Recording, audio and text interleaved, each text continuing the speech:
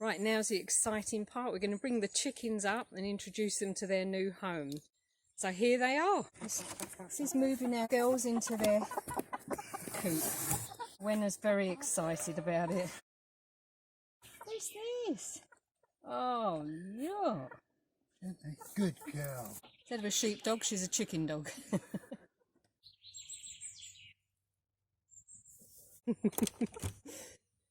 She don't want to get off the ladder though. She's going to go back. Oh, here comes the first one. Here she is. What a brave girl.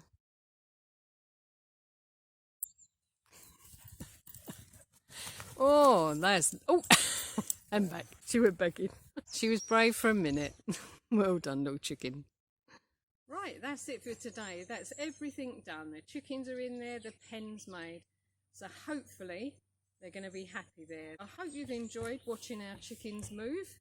That's it from the homestead today. Thanks for watching. Bye. And we've got to leave your friends there for today.